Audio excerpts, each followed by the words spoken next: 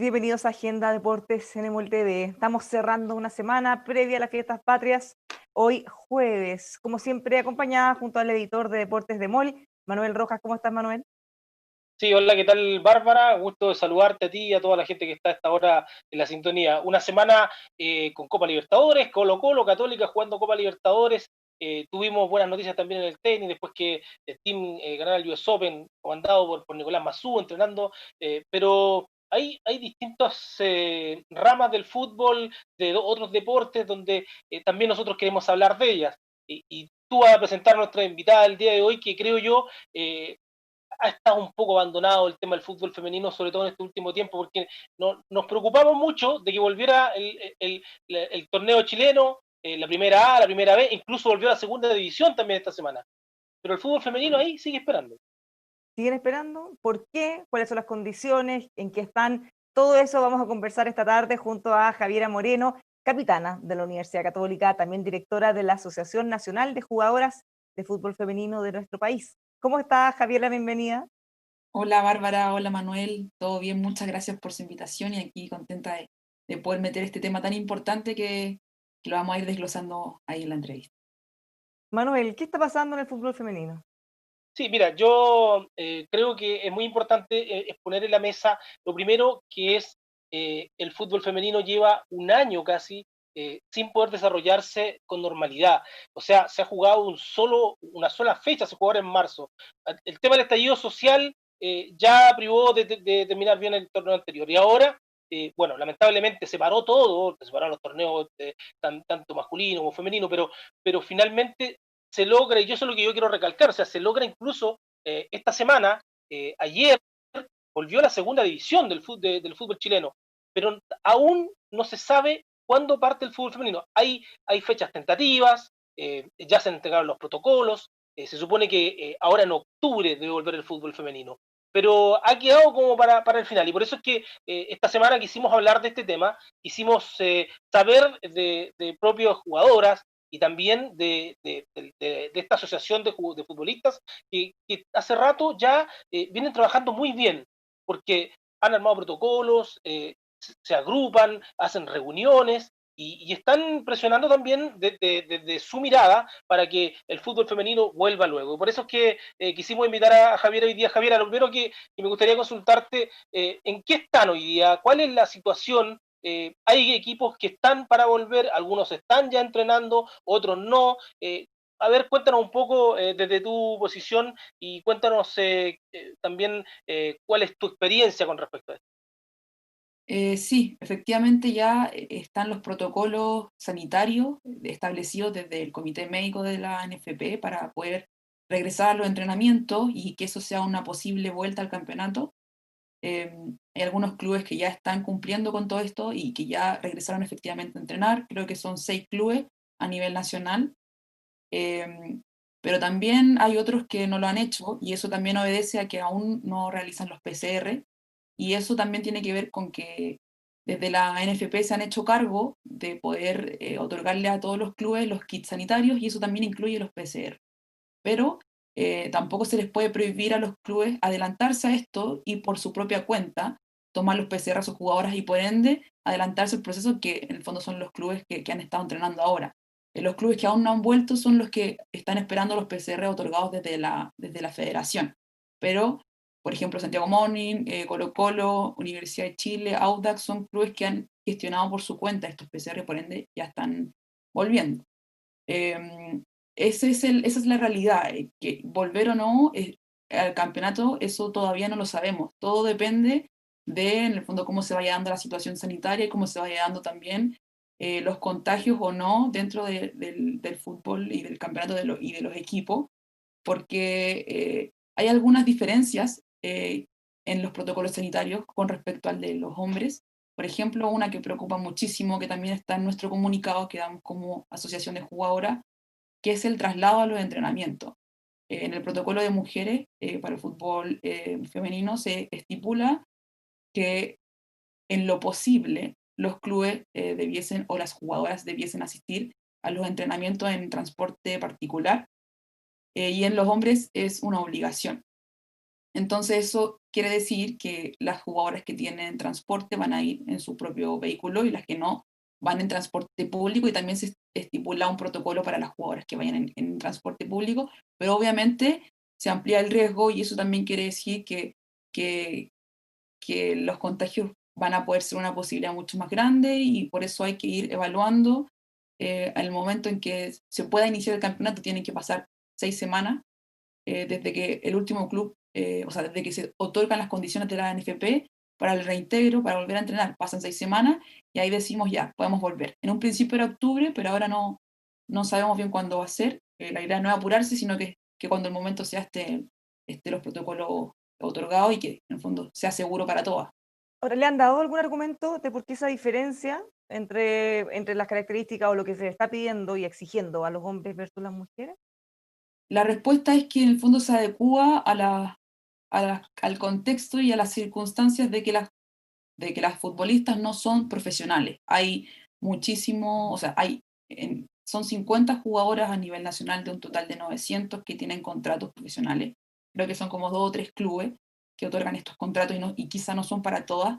Entonces, eh, en ese sentido, obtener como una exigencia que las jugadoras tienen que ir en su propio vehículo particular no sería atingente y no sería como adecuado a la realidad y al contexto del fútbol femenino. Y tampoco correspondería, al no ser profesionales, exigir a los clubes eh, o sea, disponer de transporte a sus jugadoras, porque las jugadoras no se dedican exclusivamente a esa actividad, por ende, quizá en la mañana tienen que ir a trabajar o algo así y ya se verían expuestas a eso. Más allá de estar de acuerdo o no, que creo que los clubes, si uno va a entrenar, si uno va a representar a una camiseta, debiesen estipular los transportes, eh, esa fue la justificación y también eso es algo que preocupa muchísimo. Disculpa, Javier, ¿y qué pasa con el caso de los permisos, por ejemplo? Porque uno habla, tú hablas de los PCR, hablas de los entrenamientos, pero también el tema de los permisos. Hay muchas jugadoras que supongo estarán quizás en comunas o en ciudades que están aún en cuarentena. ¿Eso ustedes pues, logran tener permisos, por ejemplo, para entrenar tal como lo hicieron los hombres en su momento? Sí, eso se gestiona, hay una lista que se entrega desde los clubes, hay una nómina que se entrega al Ministerio del Deporte, también a las entidades sanitarias correspondientes, eso lo gestiona también la federación y se otorgan los permisos especiales de traslado en zonas de cuarentena y quizá en clubes que también pueden estar en zonas de cuarentena. Así que eso se gestiona. Pero nos comentabas que hay algunos clubes, que no son todos, los que se han adelantado a lo que está prohibiendo la NFP y han tenido sus propios test y así han podido comenzar a entrenar. Obviamente no competir todavía. Pero ¿cómo ven ustedes desde los clubes que no han podido hacer eso? ¿Es una desventaja? ¿Cómo se sienten frente a algunos que lo pueden hacer? Que no es el caso de todos.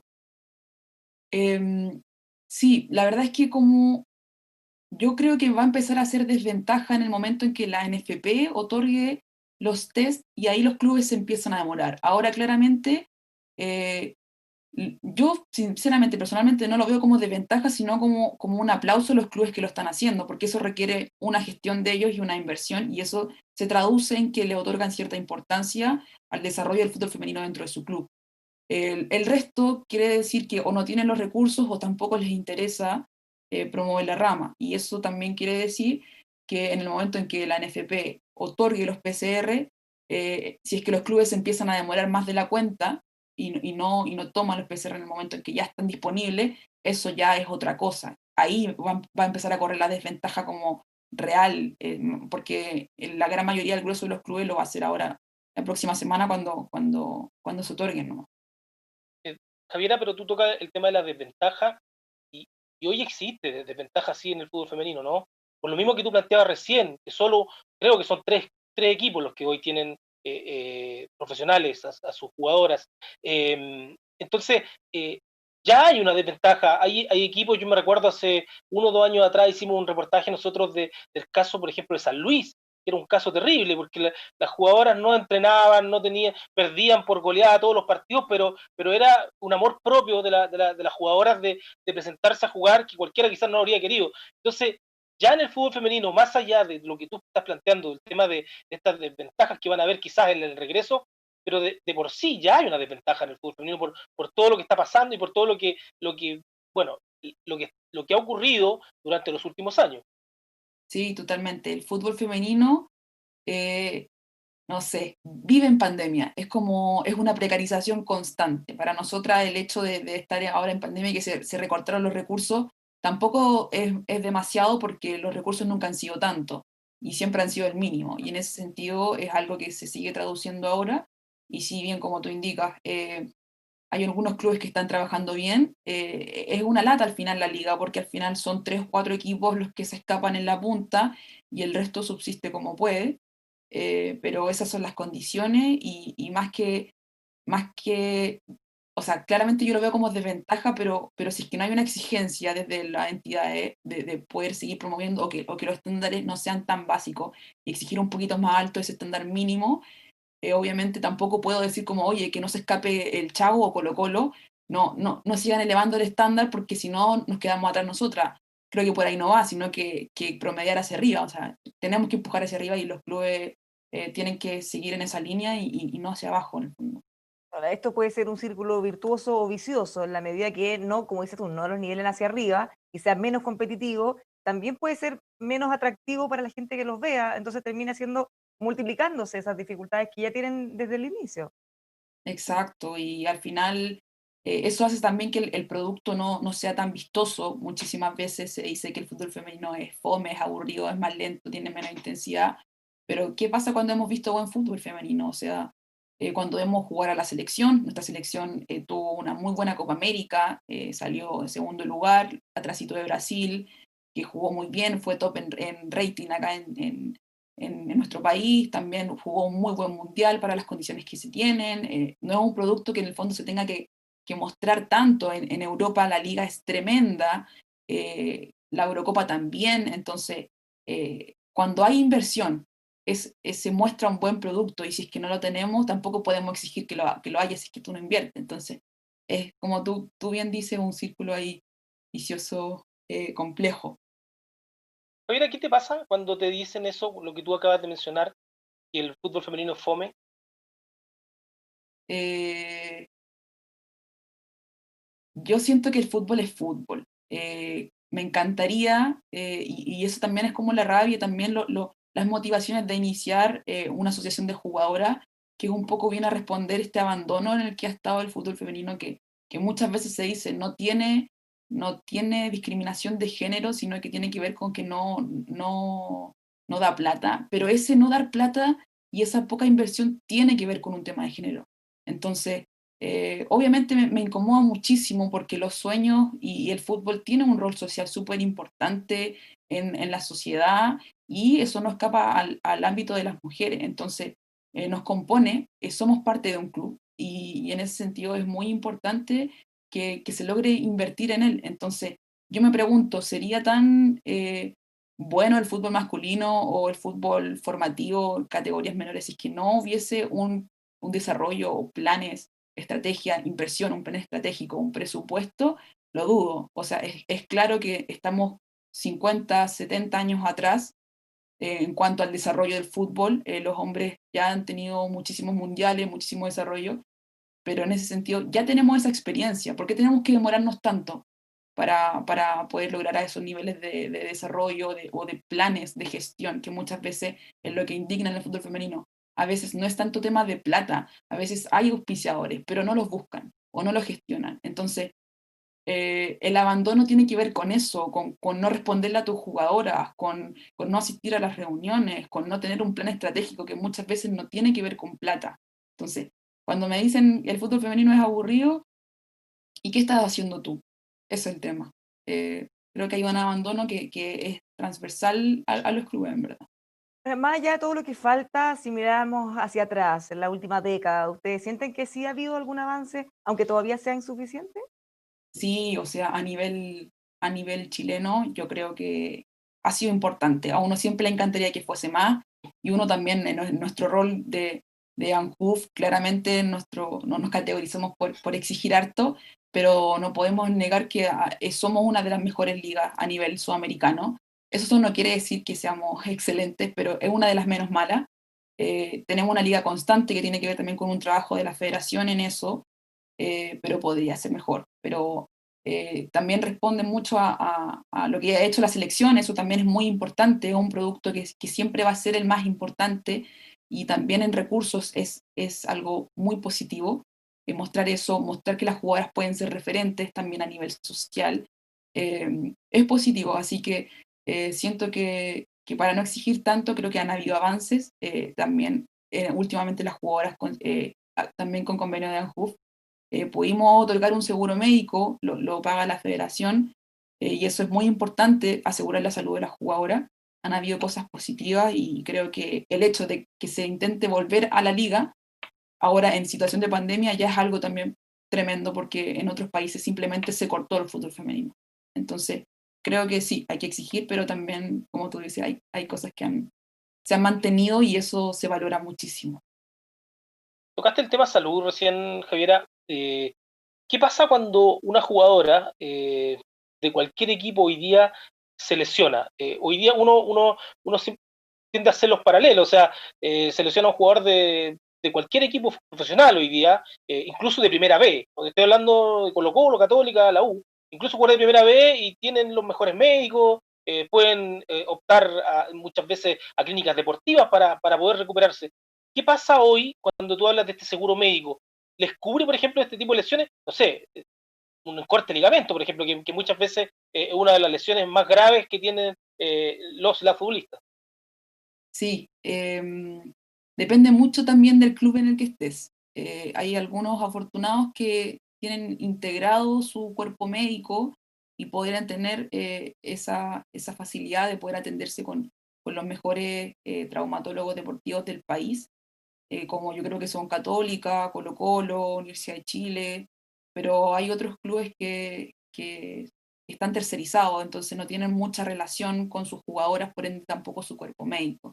En ese caso, este seguro cubriría, depende de tu previsión de salud, si eres FONASA, si eres ISAPRE, esa operación cubriría, por ejemplo, un corte de ligamento cruzado, pero ahí es la mitad de la pega. ¿Qué pasa con el reintegro? O sea, sabemos que una lesión de esa magnitud, de esa gravedad, necesita de mucha atención kinésica, de muchas sesiones de un año de recuperación.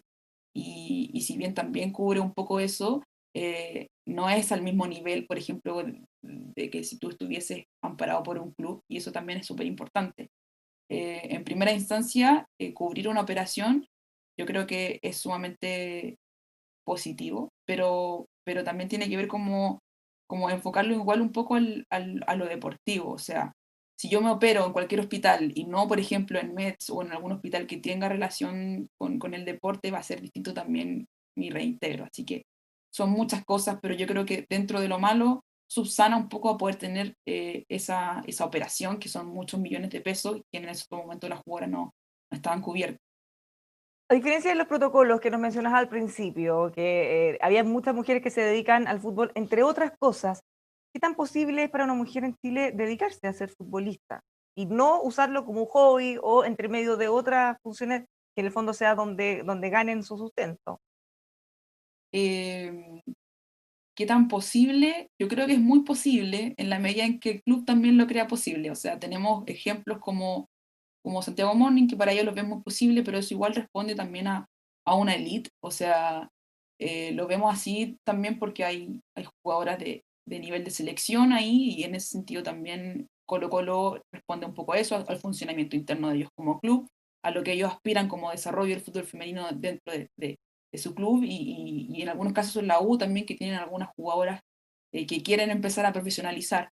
Em, en ese sentido, sería posible para ellas, para todas no. No hay mucha claridad en cuanto a sueldos, pero en primera instancia, si es que hay iniciativa del club, podría ser posible, pero eso no es una realidad en todos los contextos ni en todos los clubes, así que es un sí y es un no también. ¿Y en la católica? En Católica no hay esos lineamientos por el momento. Yo te quiero plantear una frase que dijo Jonah Rothfeld, que también es parte, creo, de la Asociación de Futbolistas, Sí. ¿no? Dice, hay muchos equipos que nunca prestan su cancha, ni la uno ni la 2. Estamos hablando de equipos de fútbol que tienen más de una cancha para entrenar o para jugar. Entonces las jugadoras terminan en canchas arrendadas que no tienen las condiciones o están en muy mal estado, o con pasto sintético en mal estado que aumenta las probabilidades de lesiones. No son condiciones dignas ni las mejores para poder desarrollarnos como futbolistas. Aquí habla de muchas precariedades, o sea, yo no creo que haya algún equipo profesional, por ejemplo, que tenga que pagar por ir a entrenar o como uno paga de repente por ir a jugarse un partido de futbolito. Exacto. Tenemos que entender que hay algunos clubes que tienen dentro de su lineamiento y sus líneas de desarrollo el poder profesionalizar y poder, en el fondo, igualar en un futuro las condiciones del fútbol femenino con la del masculino. Por ejemplo, yo valoro muchísimo desde este año y incluso el año pasado Colo Colo femenino estaba haciendo de local en el Estadio Monumental, su primera categoría, pero también entendamos que hay otros clubes que solamente tienen el fútbol femenino como una forma de cumplir la licencia Conmebol que les permite competir en competencias internacionales. Entonces, en ese sentido, solamente tengo un club femenino que lo tercerizo con una fundación, lo tercerizo con una municipalidad y ellas juegan en la cancha de la municipalidad, que puede estar o no en buenas condiciones. Aquí los requerimientos me dicen que tiene que tener estas medidas están, tiene dos camarines listos, jueguen ahí. Les puedo pasar o no, quizás, no sé, quizás se me olvida darles equipamiento, pónganse mi camiseta y nos representan. Ese es el vínculo. Entonces, tenemos esos dos polos que son muy dispares y obviamente en algunos vamos a encontrar todas esas precariedades que ahí define Yoná e incluso más. Si le contara todo lo que es trágico, muy trágico. Cuenta algunas cosas, yo creo que es importante que nosotros nos enteremos y aquí esto es también para dar a conocer en cómo están funcionando hoy día, porque tú lo dices, más allá de que uno ve de repente a Colo Colo competir en Copa Libertadores, ve al Chaco Moni, que está súper bien en el tema femenino, pero hay precariedad y yo creo que hay que darla a conocer para que también la gente se entere de qué es lo que está pasando. Sí, o sea, bueno, nosotros también ya hicimos ciertas denuncias, por ejemplo, ahora en pandemia, lo único que nosotras hubiésemos esperado también tenía relación con poder mantener al cuerpo técnico. Eso quizá pasó en algunos clubes, también como en el masculino, que, que se adherían a la ley del empleo, que tenía que ver con que ya no trabajaban más ahí, pero no hubo una mantención, las jugadoras ni siquiera estuvieron entrenando, el caso también de Temuco, que ahora también salió la noticia y la denuncia de jugadora, que las reuniones ni siquiera asistían los coordinadores en torno al regreso, al reintegro, no entrenaron en toda la pandemia, no hubo lineamientos ni de salud, ni de nutrición, ni de cómo están tus jugadoras, ni entrenamientos físicos, técnicos, nada, no hay cuerpo técnico, entonces yo creo que el abandono constante es una realidad que siempre va a estar presente, al menos en este momento en el fútbol femenino. O sea, no sé, suma y sigue. No quiero que sea todo negativo, pero como tú bien dices, hay cosas que hay que decirlas y creo que más allá de tu planteamiento, tu definición como club o no, una respuesta creo que sería como respetar también la labor de las jugadoras que se dedican y hacen lo mismo que los hombres en la medida que lo estipulan así. Hay horarios de entrenamiento y hay un vínculo que si bien no está bajo un contrato laboral, se hace lo mismo. Hay un vínculo, si es que tú no asistes tienes una sanción y en ese sentido uno esperaría que existiese esa reciprocidad, pero no es así. Eh, Problemas de infraestructura, muchas veces tienen que pagar ellas su equipamiento, eh, no sé, no hay, muchas veces tampoco hay pucha, agua caliente y así un suma y sigue, que es una precariedad que quizás se asemeja un poco a lo que pasa en segunda división masculina. También tiene que ver con recursos hoy. Ahora, tiene que ver esto, o se hace patente lo que dice Javiera respecto a una cosa es hacerlo por cumplir y otra es tener la convicción real de que hay que potenciarlo, no solo el Exacto. desde. Ujú. Yo creo que es un cambio que también se tiene que ir dando y por eso también es tan importante la labor que se hace desde la asociación, de poner un poco el tema sobre la mesa, de ser un lugar donde las jugadoras puedan acudir y que mediante una representatividad mover un poco a los clubes. Entendemos que el fútbol es un contexto, un deporte muy masculinizado, muy machista, por ende el femenino también va a ser muy precarizado y también muy machista. En ese sentido, el espacio no se le va a dar. Y en eso hemos estado trabajando, de lograr posicionar a las jugadoras como como jugadoras, porque muchas veces no se nos ve así. Entonces, ha sido complejo y el trabajo sigue siendo y va a demorar, pero, pero como tú bien dices, hay que lograr cambiar el foco desde el hacer por hacer y la voluntad de la gestión, de verlo como un producto y también porque somos parte del club. Y eso también es algo que no se está entendiendo mucho. Javiera, yo te quiero llevar un poco también a tu experiencia en Católica. Llama la atención que Católica hoy sea líder del fútbol chileno en Primera A, que tenga una muy buena presentación. Hoy, ayer jugó en la Copa Libertadores, que sea uno de los equipos grandes, uno de los equipos que más gana. Yo creo que los últimos 3 años Católica le está sacando una ventaja enorme, incluso a los otros dos grandes como son Colo Colo y Católica, Colo Colo y la U, digo. Eh, Ujú. pero no pasa eso mismo en el fútbol femenino. Y tú como capitana de la UC, me gustaría contar un poco la experiencia porque a uno desde afuera le llama la atención que Católica no pueda disputarle eh, en el fútbol femenino a Colo Colo o incluso el Chaco Morning, que uno lo ve como un equipo de primera vez, un equipo que claro, tiene su puñado de hinchas ahí, pero no se imaginaría con la categoría que están llevando el tema del fútbol femenino. Sí, em, yo creo que esa es una pregunta que la voy a tratar de responder desde mi vereda como jugadora, como capitana, pero siento que también hay algunas de tus preguntas que tendrían que ir un poco más a algo más dirigencial, pero lo que yo sé al menos como jugadora es que hay una forma de trabajar del club que tiene que ver con un poco más a largo plazo y así lo han comunicado desde la parte dirigencial hacia nosotras. Hay un plan estipulado, un plan estratégico hacia el 2023 que tiene que ver un poco con poder disputar en esos momentos puestos más avanzados, de poder otorgar mejores condiciones.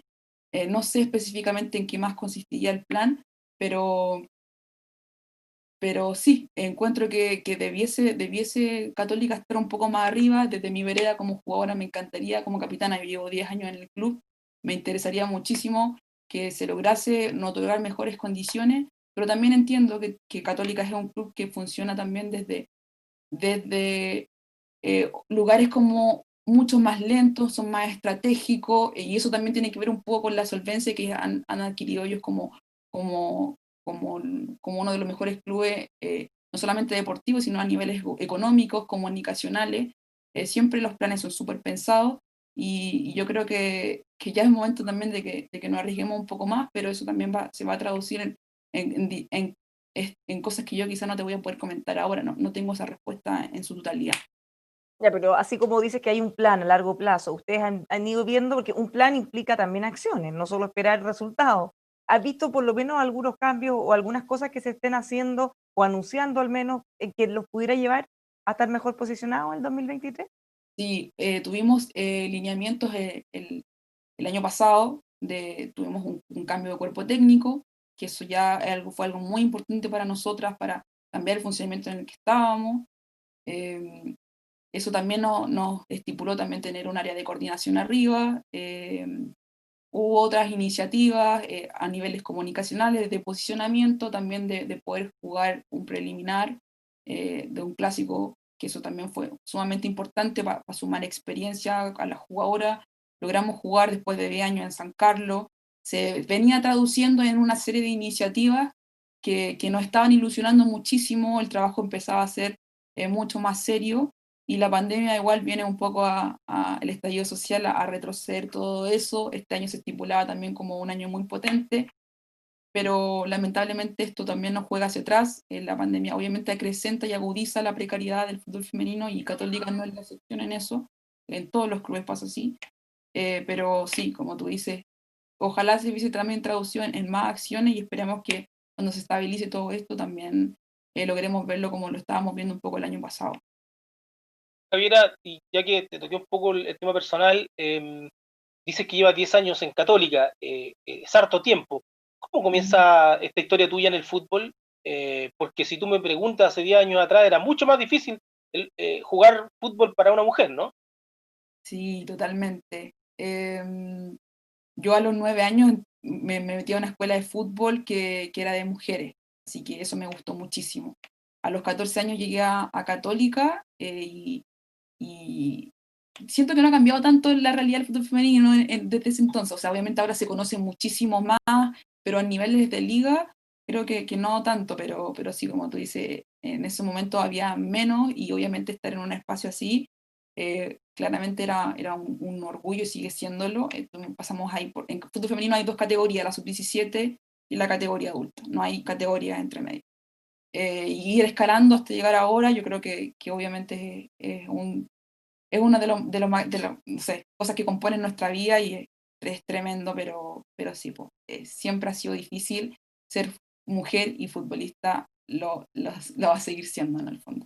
¿Y por qué ¿Qué la es lo más Católica? difícil? Disculpa, Perdón, disculpa. ¿la Católica te gustaba desde chica? ¿Un tema familiar también? ¿Por qué ese equipo? Es que la verdad, toda mi familia es de la U, pero yo no, nunca he enganchado tanto. Me gustaba mucho Católica porque me encanta cómo trabajaban. Tiene una inferiores muy buena, entonces en ese momento también mis amigas me recomendaron muchísimo estar en ese club. Estando ahí ya uno se encanta, uno se hace parte. Más allá que esos años en los que uno estaba, los éxitos no eran tanto como ahora. Ahora Católica es un club que está siempre punteando. En esos momentos era el eterno segundón, como se decía en ese momento, pero creo que la forma de trabajar es algo que encantaba mucho. Hay otros valores que van detrás que siento que son súper importantes. Hay una seriedad y también valores deportivos que son súper importantes y eso siempre va a ser un orgullo representarlo como jugadora y también como capitana. Disculpa que yo te tocabas un tema, decías tú que había sido muy difícil para ti el tema. Yo creo que para cualquier mujer quizás hoy es difícil dedicarse al fútbol femenino, pero ¿qué fue lo más difícil que te tocó? ¿Hubo discriminación en algún momento? Tú hablabas recién de que tú lo dijiste, el fútbol es machista, entonces, ¿en algún momento sentiste discriminación por querer jugar fútbol? ¿Pasa por eso el tema más difícil o hay otras cosas? Sí, yo creo que tiene que ver como con lo que culturalmente se espera de una mujer que no tiene relación con el fútbol. Entonces, por ejemplo, en mi caso quizá no fue como que mi familia no me apoyó, siempre, de hecho creo que fue muy fuerte el llevarme a los partidos cuando tú eres chica, necesitas ese apoyo familiar y el hecho de que yo haya tenido esa experiencia es una traducción de ello, pero yo creo que se traduce a quizá no haber visto la posibilidad de haber podido dedicarme profesionalmente en esto. O sea, tengo en este momento 24 años, estoy terminando mi carrera de psicóloga y siempre la prioridad fue el estudio. En ese sentido, agradezco muchísimo el apoyo de mi familia, pero siempre la frase es como, te titulas y luego haz lo que quieras, ¿cachai? Como que al menos en el común de la gente es como, oye, tu título o oye, el trabajo, porque el fútbol no te va a dar la plata. En ese sentido siento que no existe tanto culturalmente y en ese momento, quizá ahora un poquito más, pero en ese momento era como, no existe la posibilidad de poder desarrollarte, ni tampoco las posibilidades de poder desarrollarte en el club, por todo lo que ya hemos hablado en esta entrevista, pero yo creo que la discriminación tiene que ver con eso y bueno, al menos en lo personal, en otros contextos quizás era como que no te dejaban, que te criticaban, que te daban miles de estereotipos y frases que obviamente en lo personal dificultan, situaciones de quizá mayor acoso, una serie de cosas, pero en lo personal esas son las cosas que más me dificultaron en ese momento. No, has mencionado una palabra que ahora en realidad está haciendo complejos básicamente en todos los sectores. ¿Cómo se vive en el fútbol? ¿Cómo viene usted? Acoso, todos esos temas relacionados que normalmente eran temas tabú, nunca se hablaban, pero ahora han ido saliendo a flote. ¿Cómo lo viven ustedes? ¿Es un tema que se discuta y que se aborde normalmente? No se aborda, no se discute, pero era un tema, un secreto a voces como ocurre en todos los contextos sociales en los que hay mujeres y hay hombres juntos. Y no solamente de hombres y mujeres, sino que también puede ocurrir entre mujer y mujer, hombre y hombre. Pero a raíz también de la iniciativa de la modificación al proyecto, a la ley del deporte, que va a empezar a correr a contar de los próximos meses, van a tener que tener las organizaciones deportivas y las federaciones, los clubes, un protocolo contra acoso, abuso sexual, maltrato y discriminación. Entonces, a raíz de eso también la ANJUF empezó a elaborar el propio, porque en el fondo los deportes van a ser muy distintos y el fútbol femenino aún más distinto porque, uno, el fútbol es muy masculinizado, precarizado, y esa precarización, esa estructura, promueve también a que existan mayores situaciones de acoso. Si tú me preguntas, en el fútbol femenino sí hay acoso. Incluso ahora hubo una noticia, no sé si la conocen, pero de Palestino, hubo un caso de una jugadora, al ex kinesiólogo ahora ya del club, en el que también Lanhuf fue Ignacio Montano. Ignacio Montano, exacto. Y ahí también es uno de los casos insignia que en el fondo se hizo público y también se hizo público de parte de la propia jugadora, muy valiente, pero casos como este hay muchísimos y en ese sentido por eso es tan importante de poder otorgar los protocolos y los conductos para que ellas denuncien y que sea algo que sí o sí se siga hablando por un tema de poder prevenir, creo que es lo más importante. En el caso de Ignacio Montano, del tema de Palestino, Javiera, una futbolista fue la que lanzó, se puede llamar así, la primera piedra, fue la primera denuncia que hizo. Y después comenzaron a aparecer más denuncias. Y me llama la atención que tú digas, hay mucho acoso en el fútbol. ¿Ustedes lo saben? O sea, hay denuncias o jugadoras que le han manifestado a ustedes esta situación? Lo hablo porque finalmente, claro, muchas quizás pasa y no quieren hablarlo, porque lo que pasó en Palestino fue una jugadora que lo dio a conocer y de ahí salieron varias a hablar que estaban pasando por lo mismo. Entonces, quizás hay un tema de temor a dar a conocer, a decirlo, a publicarlo, a denunciarlo.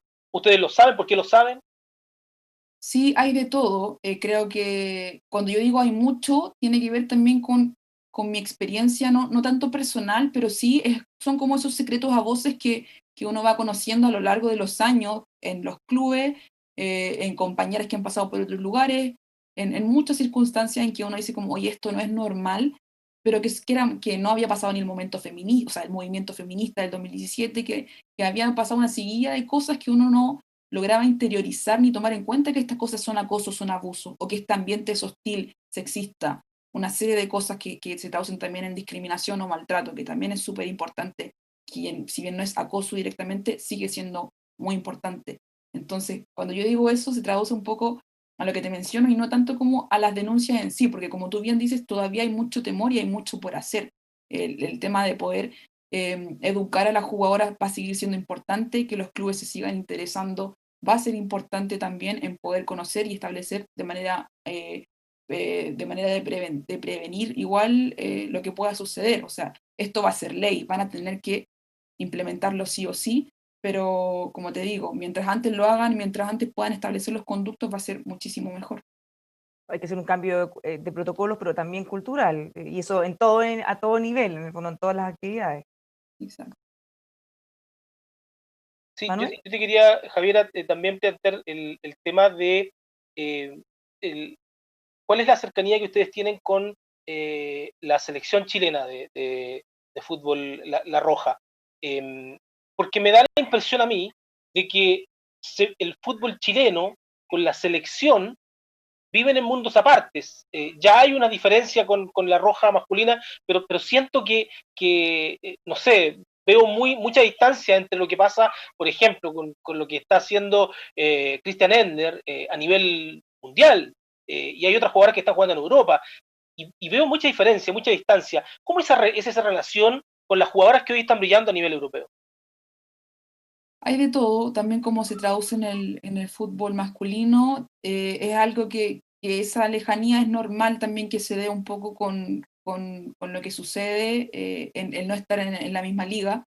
Nuestras seleccionadas tienen, en su mayoría, están en este momento en España, en una muy buena liga. Christian Endler, que en el fondo es la mejor jugadora de la selección, está en una muy buena liga, jugando en Champions League, y obviamente la realidad no es la misma que la que vivimos acá, y en ese sentido tienes toda la razón en tu afirmación, pero también tenemos jugadoras que han migrado un poco a la liga local, que siguen siendo elite, Santiago Morning, quizá Colo Colo, algunos casos de la U, y ahí un par de casos más aislados en distintos clubes, que en el fondo sí viven las precarizaciones, que están preocupadas, que se están organizando como para poder aportar y ayudar, pero también existe un poco esa distancia, o sea, es un sí y es un no, porque tenemos casos en la liga se dispara muchísimo, o sea, ellas no están viviendo las precariedades que se están viviendo acá en nuestra liga, pero también tenemos un grupo de jugadoras y referentes en el fondo que sí lo vive y que sí se organiza para actuar en el fondo.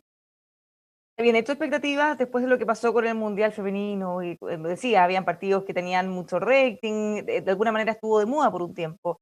¿Se pensaba que quizás eso iba a acelerar los cambios un poco más de lo que terminó siendo? Muchísimo, había tremenda expectativa, se estaba haciendo un trampolín muy importante, no solamente por lo que se estaba gestionando a nivel de auspiciadores, sino que también había muchísimo más interés también de la prensa, de cubrir, de estar interesados, y eso obviamente nos ayuda y también promueve, mientras mayores recursos hay, también mayor chorrea a los clubes, y eso siempre se traduce en mejor desarrollo. Así que ha sido una pena también lo que sucedió con la pandemia, principalmente más que con el estallido, porque íbamos a poder retomar. O sea, ustedes bien dicen, hace un año que no tenemos regularidad, pero nosotros alcanzamos a jugar un partido en marzo. Entonces la liga estaba volviendo eh, y fue una pena, en verdad. Y para una mujer es más difícil volver, por ejemplo, que para un hombre. Yo lo pregunto dentro de mi ignorancia en ese tema, por ejemplo, porque ya los hombres tenían que tener 4 semanas, ellos hablaron de 4 semanas como mínimo para volver a jugar. Las mujeres han hablado de eso, por ejemplo, el tema físico, ¿será más o menos lo mismo, más, menos? Se hablan de 6 semanas acá, eh, si bien, entre un mes y 6 semanas, pero también se espera un poco ese bajón y esas lesiones que también quizás han dado un poco en el inicio del masculino.